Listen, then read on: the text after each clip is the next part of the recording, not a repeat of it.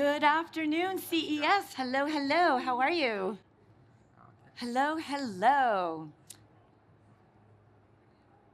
We have a treat for you. Okay, let's have a seat. So if you are somebody, an innovator who wants to make aging easier for millions of people, you are in the right place. Welcome to the AARP AgeTech Collaborative Pavilion. I'm your host, Danielle Duplin. And this is one of my, well, they're all my favorite sessions, I will say. But this one really represents the goal of age tech, because we're going to have a conversation not just about technology, but technology for independence. And what happens when robotics are designed not just for tasks, but for human dignity.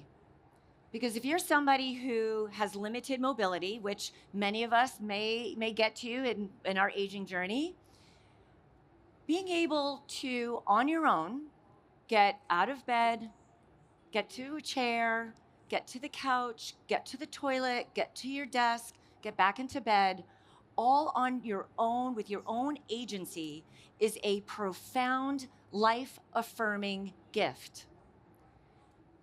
That's when you're home, in your own home, and when you think about in congregate care settings, multiply that times hundreds, if not thousands of people who can be independent. It's a beautiful story with a lot of technology. So let's meet the team from ReviMo who are making it happen. Please meet Aleksandr Malashchenko and Kyra Chester-Paul. Chester-Paul, okay, you're hyping. So welcome, welcome, welcome. All right, so we're going to talk about individual independence and dignity. That said, doing it in context with care partners, that's generally the status quo, that to transfer from wheelchair to other places to sit requires caregivers. So Alex, give us a sense of the scope of the opportunity here. Yes, thank you for the introduction, Danielle. So for me, it's a very personal story. My grandfather was paralyzed after a stroke, and he used to be a very strong and independent person. But after that, he was forced to ask for assistance every time he needed to go to the bathroom. And so I couldn't find any adequate solution to this problem. I was his caregiver for several years, so I decided to build it myself. And I founded ReviMo to create the first robotic transfer device that restores dignity to people like my grandfather and drastically eases caregivers' work. So the problem we solve is really in the independence and dignity component. So, and I see that my grandfather is not alone. There are more than 5 million people in the US only who cannot get out of bed without assistance, and every time they need to ask for help. So not surprisingly, over half of their caregivers suffer from chronic back pain caused by patient transfer and lifting their loved ones. So, and I could feel this pain firsthand as a caregiver for my grandfather.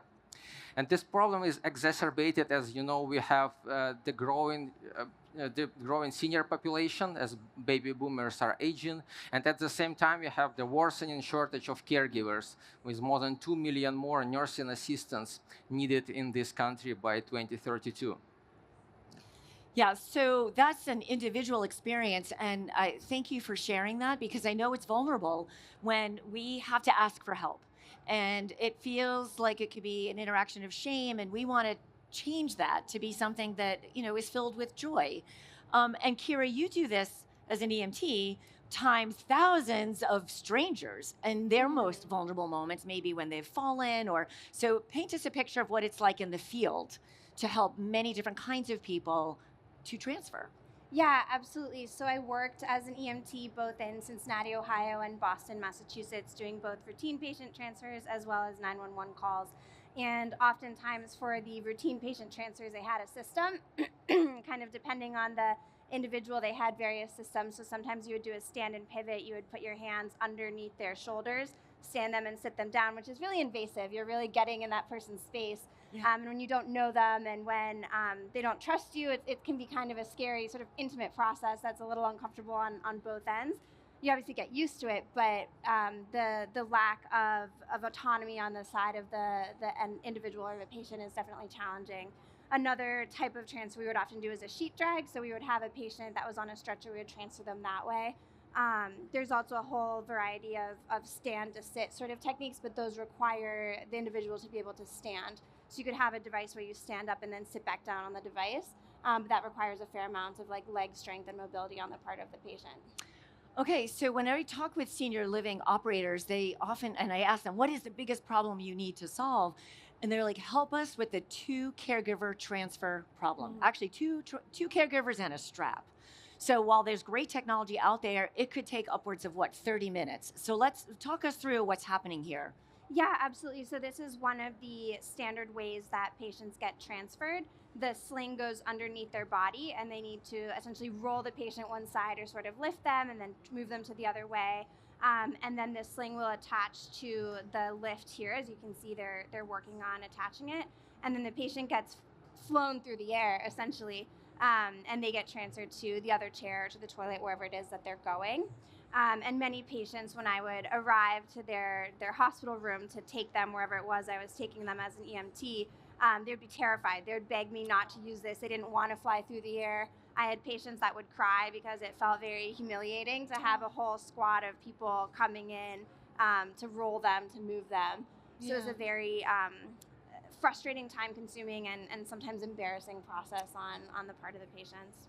Yeah, and when you look at that too, you can see like how much time it takes for 2 people, and there's just not enough time in the day to get that many people to move from, bed to chair to toilet, etc. And so, Alex, help us understand what are the range of conditions for which what you've invented can be useful for. Yeah, happy to. It's a very broad spectrum. We have users from 12 to over 75 years old and more than 15 different medical conditions.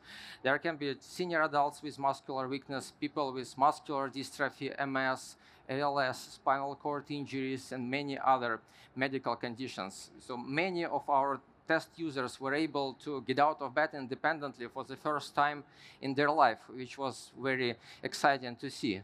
All right, so then let's debut ReviMo's Nico. Yeah. So yeah, let's see how it is different. So with Nico, a person can just use a remote control to retrieve the device to a bed or a chair, and then our special innovative sitting system can gently scoop them up, lift them, and bring them to the bathroom or kitchen. Nico makes toileting super easy. They can just put themselves on the toilet. It's compact and maneuverable, can be used in non-adapted bathrooms. It has a rear view camera to simplify driving. It's not only for toileting, people can go get some food. It can lift them up to a standing level. They can access tables, and it can even help them recover faster. They can practice standing using our special support system. It's gorgeous. Okay, so movie magic over there, but let's see it happen live, shall we? Yeah. All sure. right, let's do it. All right, I'm gonna put myself out here. So, okay, here we go. So imagine this is a typical chair. So now this chair looks like something we'd see in somebody's living room. What are the range of seating options that Nico can accommodate? It's a very broad range. It works well with different types of chairs, armchairs, wheelchairs, recliner chairs, shower benches, so almost any seated surface. And so how is that happening? I'm seeing that the feet are moving in and out. So how does it? Yeah, so basically, if this chair has some space underneath, so we don't have any issues here. But if you have a wheelchair or recliner chair that doesn't have any space, so we can just press the button and make the legs wider, basically, to access almost any type of furniture. Now, you're controlling this by remote. Yeah, so it can be controlled by a user independently or by a caregiver, depending on a specific use case. So for people who have some cognitive issues or vision impairments that can prevent them from using it independently, they will ask for assistance, but still, for a caregiver, it's much easier than using a Hoyer lift that we just showed you. And it doesn't seem like it takes all that much training. Yeah, it's pretty straightforward.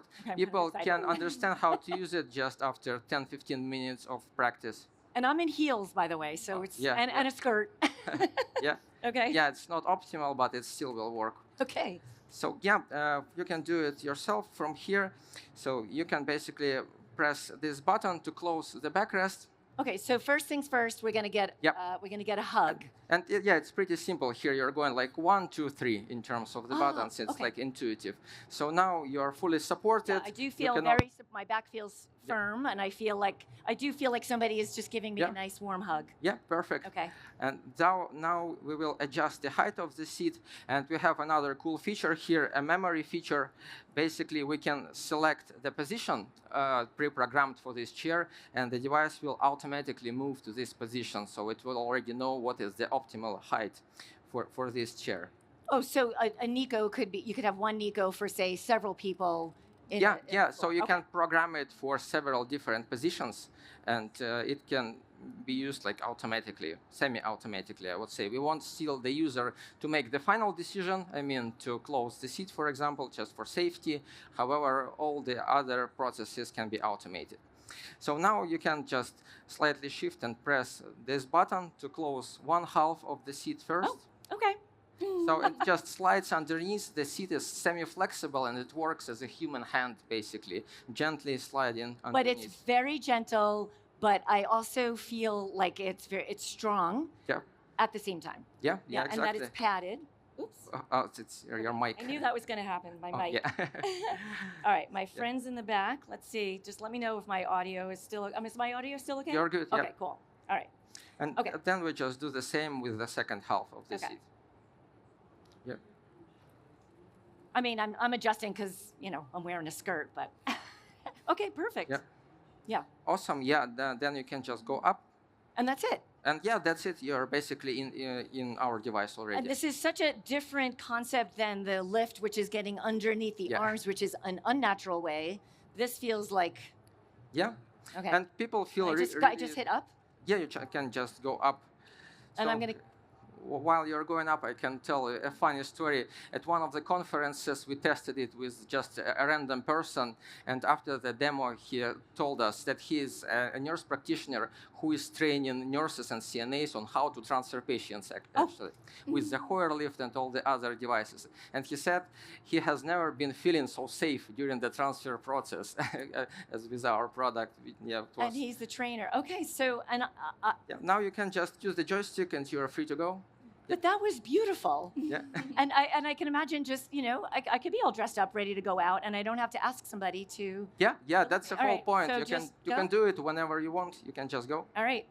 Well, actually, I like this height because I can see the edge of the stage. Yeah, it can go up pretty high, so we can be on the eye level. Okay. Yep. So, I mean, this is a transfer, but it's also my mobility device. Okay. So indoors, it can replace a wheelchair. Sorry. I'm just so excited about how much space this doesn't take up. Yeah, it's pretty narrow overall. It's generally narrower than most of the wheelchairs. And it fits to any standard doorways. So, yeah. And it's pretty intuitive, as you can see. Danielle is using it quite confidently already. Okay, so I want to show everybody the back because that's where the magic. This is a tight turning radius, which might be the same in somebody's apartment. You can just turn the joystick right and like this way? Turn right. This way? That's this way? No, the right, this way. Sorry. Yep, I'll just help you a little. Why don't you help me? Oh, watch. It's okay. Yeah, that's good. I'm all right. Yeah, just like that. Oh, you want to go that way? I was going to make a big loop. Oh, okay, so yeah, we will do it as well. Okay. I just wanted to show people how it works here. So Danielle has a pretty good support here. Can you guys see over there? The backrest. No, I'm sorry, Alex. Can we just scooch just a little bit this way? Now, I can do this on my own if I had a little bit more training, but I'm going to let the pro do it. Okay. Can you guys see okay? We see the seat, basically, that can, at the same time, scoop her up from a chair and form a pretty comfortable seat overall. How do you feel in it? I feel so secure, and actually, I feel like just very confident. Yeah. Because I feel like I'm still sitting in that chair. Yeah. Now I can take control and just demonstrate you some of the maneuverability. So it can basically turn on a dime. It's pretty maneuverable overall. Can be used in tight bathrooms. We need just about 3 feet of space in front of the toilet to use this device in the bathroom. And there's also a backup camera here. So it's like the minivan. Perfect. So the backup camera is helpful when you need to position yourself above the toilet. So And this is basically based on the feedback from our test users that said that we want something to see what's behind, and we incorporated it. Overall, it took 4 generations of working prototypes to get to this point. So we have done dozens of customer trials with over 45 people with disabilities with more than 10 different medical conditions. They gave us a ton of feedback. With our first generations, there was a ton of constructive feedback, but as we moved forward, we incorporated it and we did better and better. And now we already have this pre-production version that is almost ready to go. So this year, we are going to launch the serial production. Okay, so I'm also really appreciating the height. Yeah. Because I do feel like having eye contact. Yeah, that's important. Super important. So, and you had a standing device as well? Yeah, so there is a handlebar that people can use for standing. So if they still have some mobility, if they have the ability to bear weight on their legs, they can use the handlebar to pull themselves up to access some objects in the kitchen, do some work that they want to do. So, yep. And this is also a great surface area. So can this be used in the workplace? Like, let's say you want to get on a computer. Yeah, that's a multifunctional space. We have a cup holder. We will add some more storage, some pockets here in the final version. But it's already pretty convenient. People can put a laptop, like a cutting board here, so do some things. I love that. Okay, so you can just roll this right into the kitchen, do your thing. You can grab items from the cabinets. You could lower it if you need to get to the pots and pans. Exactly. So you can like cook a whole meal independently. Yeah. So that's the whole point. We are thinking about how can we provide maximum independence to our users. Okay, so are we ready? So do you want to transfer to your regular chair? Yeah, I'm going to let you do this. Okay. Yeah, I'll help you. I mean, this is such a tight space. Yeah. These are 2 very different types of chairs. Okay. And I imagine, like with your grandfather, if... Yeah, now you can just go down. Okay, so then... this button. So you can see it can work with the armchairs with pretty high armrests as well. So in wheelchairs, power wheelchairs, manual wheelchairs. And I love the speed and the gentleness. Again, it's like a perfect balance of strength and gentleness. Yeah, you're good. Now you can just release the seat, and you can open both of them at the same time? Yeah. Okay. Like that? No, like that. Up, yep. This is awesome. And also great for like post-op patients. So yeah, you're good. Yeah. Now we need to raise it up a little because there are armrests to open the backrest. We'll need to go up. So it is ultimately flexible for any kind of... Yeah, almost any furniture, yeah. And now you can just press this button to open the backrest, and you're good. Yep. So, yeah. Yeah, awesome. Okay, and then we can say thank you, Nico. Yeah. Okay, Nico, let's go. Okay, I think that deserves another round of applause. Thank you. Wow. Okay, so there was phenomenal features. Talk to us about some of the safety elements that you built into Nico. Yeah, I'm happy to. First of all, the concerns of our customers are, so what if there is no power? What if the battery died or something happens? So that's why we integrated a special emergency button with a separate energy source. So if they press this button, it will call a caregiver or call 911 if something goes wrong. So we've also designed the device in the way so a person can be released manually without any problems, even if there is no power. Then we integrated sensors that prevent the device from hitting a user, pinching a user. So lots of things that we integrated to make it safe to use. So Kyra, now that you've joined ReviMo, right? So coming from your field experience, tell us first, just emotionally, what are you seeing and feeling with this device? Yeah, absolutely. It's really inspiring when you see somebody, as Alex was mentioning earlier, who for the first time in their lives is able to get out of bed without assistance. it's really empowering and it's really inspiring to see how excited they are. We tested it with someone who was fairly young, and he was so excited to be able to do chores because it was the first time he was really able to do that. And I think that just really speaks to how much our patients really value independence. And also from a caregiver standpoint, the injury rate costs the healthcare industry about $20 billion annually, and that's from back injuries, from wrist injuries. When I was an EMT, at any given point, we had somebody that was out of work because of a work-related injury. And so thinking about being able to move patients without the risk of injury is a really big plus that I'm really excited about with ReviMo Nico. And the amount of time, I mean, we were narrating through the demo, but I mean, really, so in day-to-day practice, how long does it typically take for Nico to kind of lift somebody out of a chair and get them? So typically the transfer process takes less than a minute. So less than a minute? Yep. So we've gone from 30 minutes with 2 caregivers and a strap to 1 minute on your own. Yeah, yeah, exactly. Okay. Yeah, love it. Okay, so this is, you said, 4th generation. Help us understand, you've got some next steps that you want to build into Nico, but now that it's in the field, what's been the feedback in terms of different types of features that people are asking for?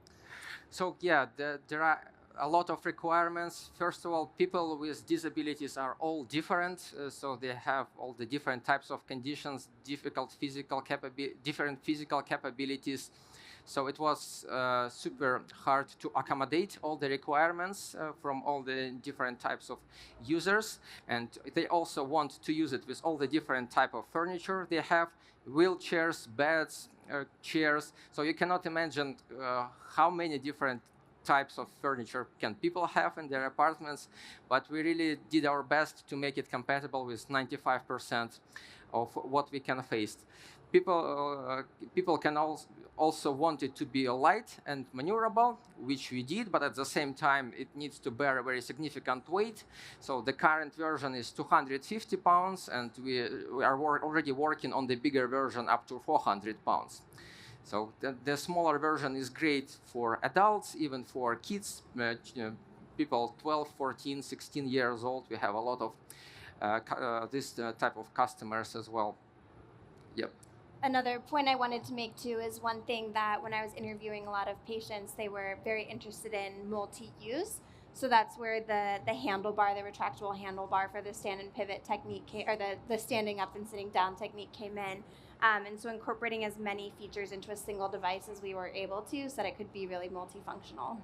Yeah, I mean, that is quite the Venn diagram of technologies and requirements that you have to account for. And so how are you envisioning this being used in congregate care settings? Senior living and... So yeah, basically we target to 2 segments: individuals with disabilities, people who want to stay at home, age in place, and for younger people with disabilities. Basically everyone wants to stay home. 90% of people don't want to move to a long-term care facility.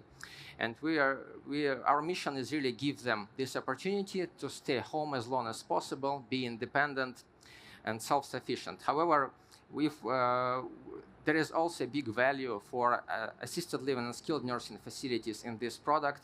Instead of using a Hoyer lift with a strap, as you could see in the video, with our device, they can reduce the number of nurses, caregivers that they need to transfer a patient. It's much safer for both caregivers and patients, so they can reduce workers' compensation claims. And overall, it will just improve quality of care for residents, give them more dignity. And so it's like this technology platform in and of itself. So how are you thinking about integrating other technologies, other sensors or other wearables? We say wearables. So how are you thinking about this being like the central platform? Oh yeah, we have great plans. So this device is only beginning. Basically, we are further integrating AI-powered voice control, so people who have no finger control can use it. Basically can control it with their voice. We are adding a remote user monitoring system which will measure users' weight and several other health parameters, so their physicians and caregivers can see what's going on with the person and make more educated decisions. We will also add an automated standing mechanism that will bring a person to a standing position with a full support. Here it's more like manual standing if people can stand up, but for weaker people, it will be like fully automated and the device will bring them up to a standing position. Again, one of our next generations will have a stair climbing features. We will integrate the full smart home control and AI assistant. So the device will be not only a transfer device, but a companion. AI companion, people will be able to talk to it, ask some questions, so it will assist not only with mobility, but with some other everyday tasks. You know, and it strikes me too that it could be potentially programmed for certain pathways in the home. So for somebody who is maybe experiencing some cognitive decline, or even just post-op or something, can you just say, Nico, come take me to the bathroom, and it will. Yeah. Basically, this is our end goal, is to make it a fully automated solution for transfers. The device will be able to map the environment in a home, basically to understand where or which sitting surface is located. And basically, a user with their voice can say, Nico, transfer me from my bed to my wheelchair. So, and the process will be automated. So the user will still have some control over it, because just for safety, we want them to take like the last decision. So like pressing the last button, so it will scoop them up. However, the rest of it will be automated. So I feel like there's an opportunity to coin a new phrase for what this is, because I think when I was trying to describe it to folks, it was like, because it's a wheelchair, but it's not a wheelchair. It's a lift, but not a lift. It's a wheelchair lift. So it's like a whole new class of mobility. So we actually, we need to come up with a good name, because even the FDA officials acknowledge that they haven't seen anything like this before, and they don't have the name for this product. Okay. So we call it for now a robotic transfer device. Maybe, if you have ideas of the better name, I'm open to it. Well, actually, this is a great opportunity then to open it up to the floor for questions. And if anybody has a great name that you want to offer, I mean, right now we can call it Nico, but does anybody have any questions? We have a microphone right here. If you wouldn't mind just standing up to the microphone. And please, I'm just saying, please no pitches, just questions. Thank you. Of course. Can you hear me okay? Yes. Okay, so you can bring this into the bathroom. Can someone take this into the shower? Oh. Absolutely. It can be used to transfer to a shower bench. We'd say it's more like water resistant than waterproof. We wouldn't recommend like showering in the device, but it can be used to transfer to the shower chair. And could it go outside? Yeah, we wouldn't recommend like miles and miles, but like getting the mail or something like that, transferring to a vehicle, that would be totally appropriate with it. Okay. Oh, wait, talk more about that. Transferring into a vehicle, that's huge. Yep. So what changes, or same device? Basically, same device. There is just slightly different backrest attachment for vehicles, and they can transfer to the front seat of a regular vehicle. Gorgeous. Love it. Okay, there was somebody else standing. Yeah, Carol. Hello, I'm Carol. I'm an occupational therapist, tons of experience in home care with this. So I can tell you 100% this is going to be great for caregiving and for independent autonomy. My question is, how low does it get? Can we get this to a point where somebody could be used for fall recovery? For the fall recovery, we have an additional attachment. Again, when a fall happens, they anyway will need assistance. So a caregiver can attach like a special attachment here, and it will again scoop them up from the floor and lift them. They can put them on the chair. Yeah. Okay, thank you. And more questions. All right. Hi, Charlotte. Hi. Hi. So a really practical question. What do you think the cost structure is going to be to make this affordable? Yeah, that's a great question. So as you can see, it's a pretty complex technology. Overall, it cannot be cheap. However, we do a lot to make it more affordable. We are targeting insurance billing code that will pay for it ultimately. But in the meantime, it will cost $12,000 to buy outright. We currently have a promotional pricing of $8,000-9,000. We offer leasing, rental options. So rental can be great for people with short-term conditions, people recovering from a stroke or having progressive diseases. And with leasing, it can start at around $200 per month to own it. And so I don't know if that sounds like sticker shock to folks, or if that it's right in line with other mobility devices, but also compared to having two caregivers and a strap, right, for everybody. So help us understand your pricing, and understanding that this is new to market and things will always become better, faster, cheaper. But how does this compare to the cost drivers of regular lift up operations? Yeah. So yeah, basically currently the only alternatives for independent use are ceiling lifts. So people can install a ceiling rail in their house. It's very expensive. It costs like $20,000-$30,000 to install this system, and they have the limited ability. So people don't have the full freedom of moving around that they have here. They have only a predefined route with their ceiling rail, and it cannot help them with rehabilitation. It cannot help them with standing. So there are a lot of limitations. So our device is much more affordable, and again, comparing to the cost of home care, like $30 per hour on average in the US, this device can save a lot of money to its users. Steve. I had a question connected to like dealing with the younger patients that maybe are dealing with an injury, right? So how are you all thinking about the rehab that they might be doing? So obviously it can go up and down. So would those same technologies be used to help them exercise or like get back into independence? Yeah, great question. So basically, our device can support the rehabilitation. They can lift them up to a certain level, and from there, use the handlebar for standing, and then they can increase or lower the height depending on their stage of their recovery.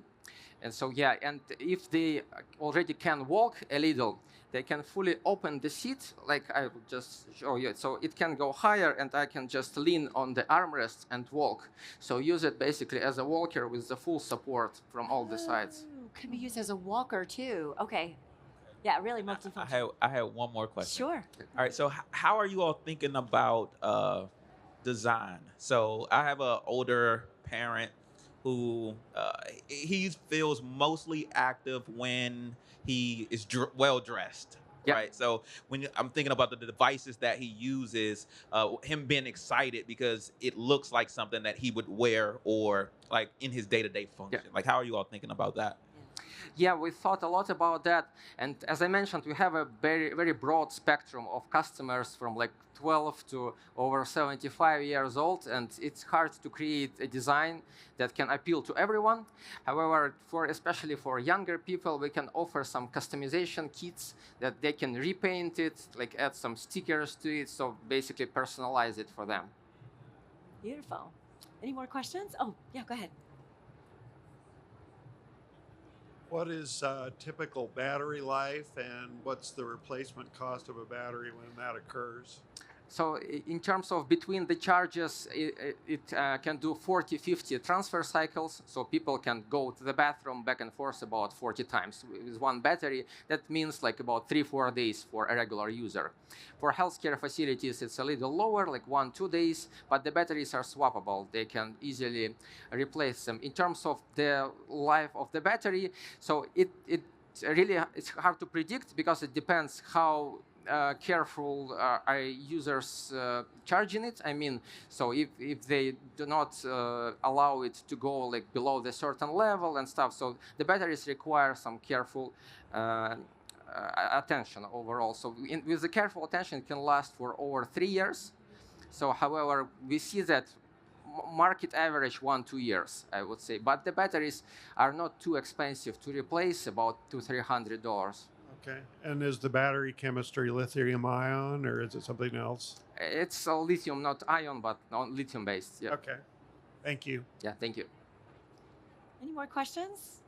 Anybody have an idea of what we can call this category? All right, beautiful. So I just want to say thank you. Really, I'm so grateful when I hear the stories like Kyra from your colleagues and folks in senior living who care for older adults. And Alex, I think coming from such a deep tech background, I mean, clearly you're putting so much brilliant technology into this, but to do it with such empathy, I think is just such a powerful combination. And when we think about aging with independence, it's not so much doing things alone, it's just being able to do things on our own. And so the more that we have, solutions like this, I think it's this cascading, positive, like joy ride, because once somebody has ReviMo and being able to do the things that to get out of bed or to get out of the chair, that might then inspire them to do other things on their own as well. So maybe they can, play the piano because they can get over to the piano, or maybe they can cook that meal for their family. So it's so much more than just transferring, it's reclaiming identity. So I'm deeply grateful for you guys for doing the work. Thank you. I wish you the best of success. And if there's anything we can do to help you scale, and the call to action to CTA and everybody here, let's get in this together. More independence is more joy for everyone. So thank you. Thank you so much.